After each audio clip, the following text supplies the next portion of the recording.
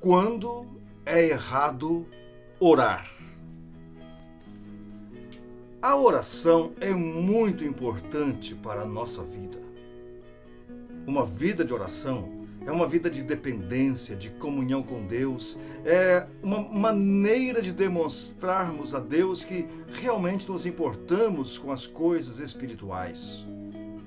Enquanto oramos e quando oramos, nos desligamos das coisas desta terra e nos conectamos com o reino espiritual. Às vezes podemos orar enquanto dirigimos nosso carro, enquanto fazemos nossa comida, enquanto trabalhamos, enquanto estamos descansando. Também podemos orar naquela situação mais difícil, mais angustiosa. Podemos fazer orações curtas ou orações intensas e extensas.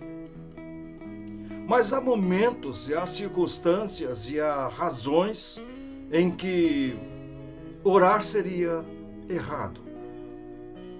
Existem orações que, ainda que pareçam ser muito piedosas, existem momentos em que, ainda que possa parecer que orar seria uma boa coisa, mas existem momentos e motivos de oração que devem ser abolidos.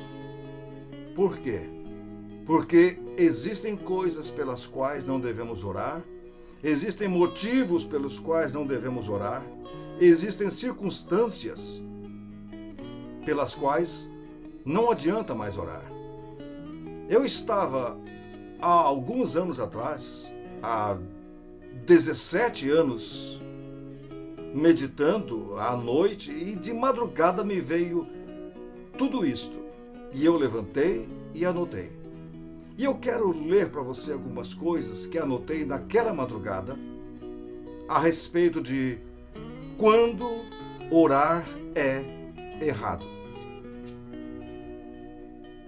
A primeira situação que me veio de quando orar é errado é esta. É errado orar quando Deus já prometeu e concedeu a vitória, mas ainda assim insistimos em olhar para o problema que nos amedronta. Isto baseado em Êxodo 14, versículo 15 em diante. Nesse texto, Moisés e o povo de Israel estavam diante do Mar Vermelho. Haviam acabado de sair do Egito. Estavam diante do mar. E o povo, com medo, já começando a sua sequência de murmurações e de rebelião contra Deus e contra Moisés. Então, o povo, na sua frente o Mar Vermelho e na sua retaguarda vindo, se aproximando cada vez mais os egípcios. E o povo desesperado, com medo, e dizendo para Moisés, já começando a insinuar, você nos tirou de lá do Egito para morrermos aqui. E Moisés, naquele desespero, falou, fiquem calmos e vocês verão o livramento que Deus vai dar. Mas Deus falou com Moisés, por que você clama a mim? Diga ao povo que marche. Ou seja, não é mais momento de você orar, é hora de você agir. Por que você ainda está pedindo? Porque você ainda pede por algo que eu já prometi que vou lhe dar, que já lhe dei. Porque você ainda está orando, implorando por algo que eu já lhe concedi. Uma vez eu viajei daqui de Curitiba para Autônia, onde morava minha mãe. E chegando a Autônia foi muito interessante, porque eu estava andando pela cidade de Autônia, pelas ruas de Autônia, e de repente passa um fusquinha azul. Pastor Laupino. Amigo meu, gente muito boa, gente muito querida. Pastor Laupino passou com aquele fusquinha azul, que deve ter até hoje esse mesmo fusca, e falou, ô pastor Rezende, eu quero conversar com você. Eu falei, tudo bem, quer ir na casa de minha mãe mais tarde? Ele falou, sim. Que hora? Lá pelas 4 horas aparece por lá. Ok, 4 horas estarei lá. Então marcamos do pastor Alpino chegar à casa de minha mãe às 4 horas para conversarmos.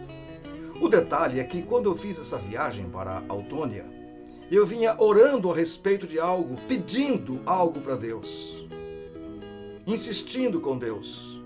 Eu buscava discernimento. E eu dizia para mim mesmo e para Deus, como que eu posso pastorear? Como que eu posso lidar com pessoas se eu não tenho discernimento? Como que eu posso dar um conselho? Como que eu posso orientar alguém se eu não tiver discernimento? Então eu fiz essa viagem para a Autônia, imbuído desse espírito de pedir a Deus discernimento. O pastor Alpino chegou à casa de minha mãe. O pastor Alpino chegou, começamos a conversar, sentados ambos em confortáveis cadeiras de fio, aquelas cadeiras de fio que tem no interior. O pastor Alpino vende até hoje uns confortáveis colchões magnéticos. E ele foi à casa de minha mãe para conversar comigo para que eu comprasse um colchão magnético. E no começo dessa conversa já comercial, o pastor Alpino falou assim, olha, vejam o que o pastor Alpino falou. Eu sei que todo pastor tem discernimento. Então você vai saber se compra ou se não compra esse colchão. E continuou falando sobre o colchão. Mas quando ele foi continuar a falar sobre o colchão, eu falei, para, pastor. O que foi que o senhor disse? Ele disse, eu falei que todo pastor tem discernimento. Eu falei, eu não acredito. Meu Deus. Daí eu contei para o pastor Alpino. Falei, pastor, o senhor não veio aqui vender colchão hoje. O senhor veio enviado por Deus para dar uma resposta a uma oração que eu tenho feito. Eu vinha pedindo a Deus discernimento. E o pastor Alpino chegou a mim sem saber e disse, todo pastor tem discernimento. Ou seja, eu estava pedindo a Deus uma coisa que ele já deu. Eu estava buscando de Deus algo que ele já havia concedido. Pensa nas coisas pelas quais você tem orado. Pensa nas coisas que você tem pedido. Ah, Senhor, eu quero mais comunhão contigo. Deus fala, não depende mais de mim. Ah, Senhor, eu quero me consagrar mais a Ti. Deus diz, e por que não? Ah, Senhor, eu quero conhecer mais Tua palavra. Eu quero mais do Teu Espírito Santo. Deus diz, eu já dei tudo. É só você tomar posse. Então, é errado orar quando nós já recebemos de Deus. Segundo momento, ou segunda circunstância que é errado orar é quando já temos uma resposta de Deus e não concordamos com Ele. Então, insistimos para que Ele mude. Sabemos que o que pedimos é ilegal, imoral ou incorreto, mas ainda assim insistimos em pedir. Isto baseado em Números 22, 12 em diante. História de Balaão. Balaão chegou a Deus e disse, Senhor, vieram me chamar para amaldiçoar o teu povo. Posso ir? Sinceramente, você acha que Deus autorizaria Balaão amaldiçoar o povo de Deus? Isto é uma oração que se deve fazer? Senhor, eu devo fazer algo errado? Deus disse, não, você não vai. Pouco tempo depois, volta Balaão com aquela mesma lenga-lenga, com aquela mesma petição. Senhor,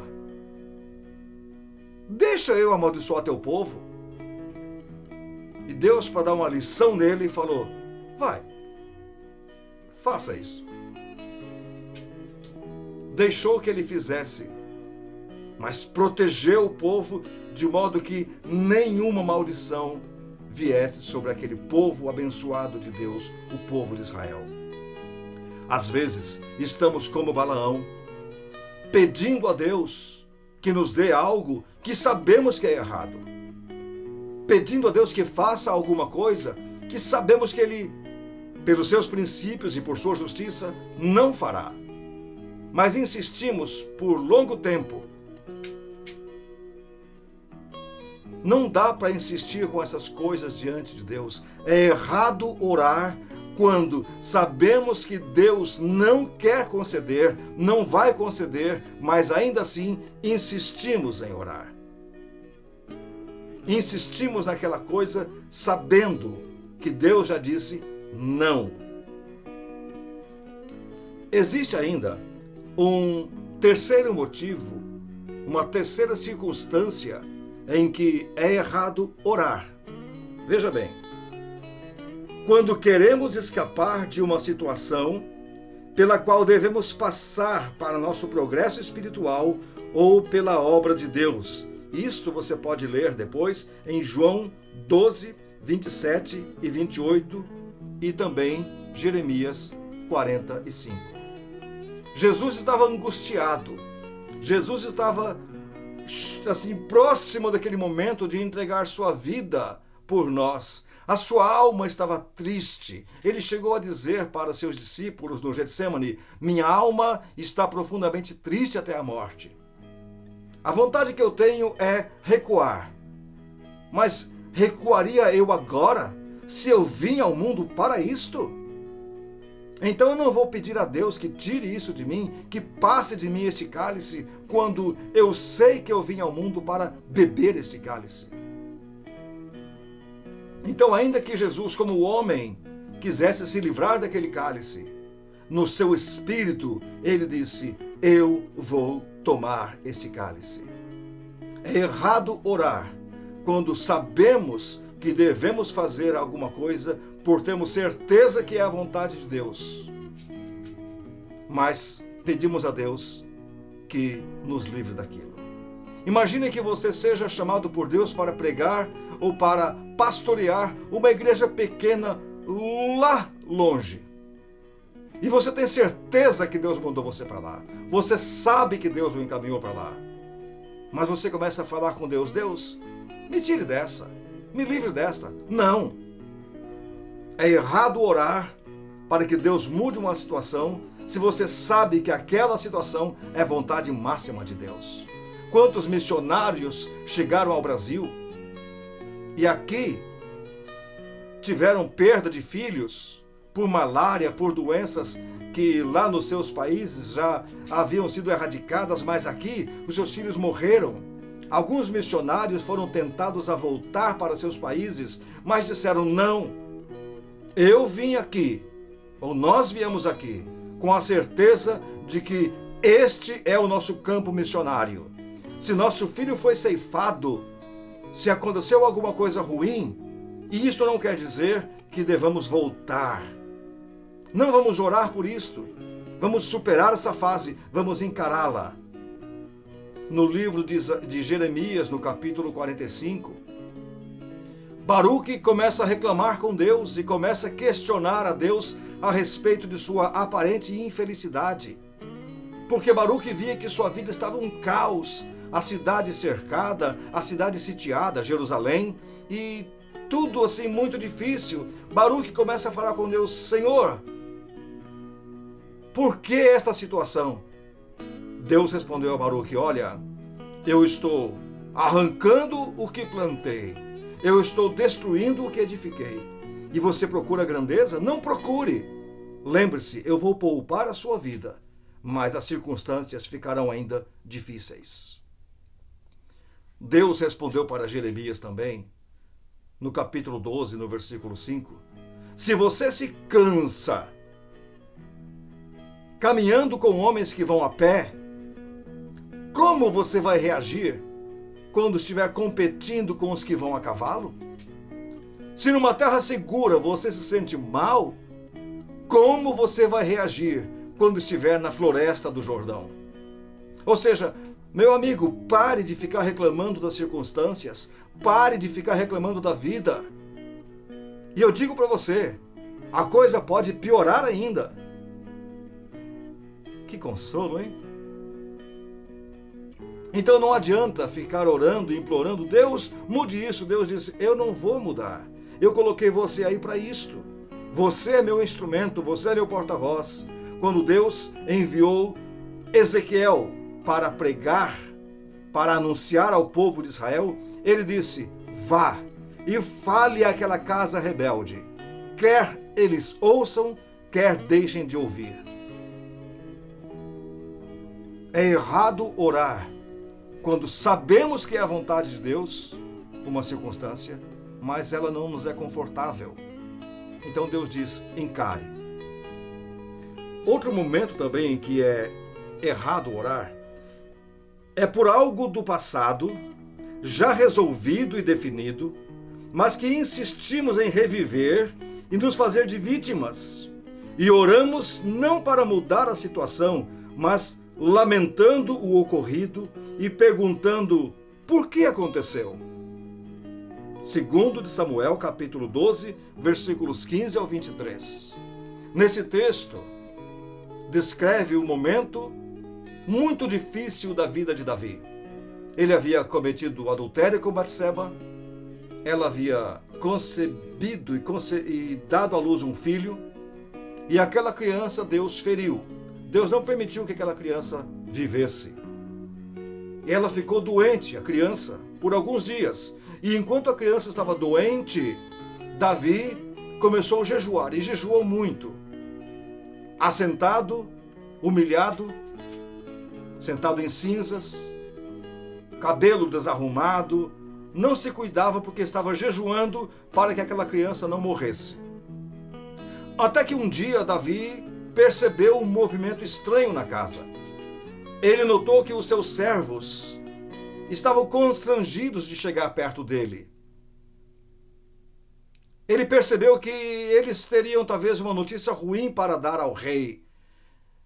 E o rei perguntou, escuta, aconteceu alguma coisa? E responderam ao rei, sim, rei. E o rei perguntou, o que houve? E disseram ao rei, a criança morreu. Quando o rei soube que a criança morreu, ele reagiu de maneira que os próprios servos ficaram estupefatos. Ele falou, criança morreu? Morreu, rei. Então, faça favor, ô fulano, prepara meu banho, você pega minha roupa, prepare minhas coisas. Eu vou tomar um banho, você faz uma comida bem gostosa para mim. Então os criados de Davi, os servos de Davi, ficaram inculcados e disseram, nós não entendemos agora a sua reação. Quando a criança estava viva, o rei estava triste, orando, jejuando. Agora que o rei soube que a criança morreu, o rei vai levantar, tomar banho, comer, se vestir e... O rei disse, é claro, enquanto a criança estava viva, eu ainda tinha esperança, por isso eu estava orando. Mas a criança morreu e a minha vida continua. Davi nos dá um exemplo. Não adianta ficar orando por coisas do passado que sabemos que não vai mudar.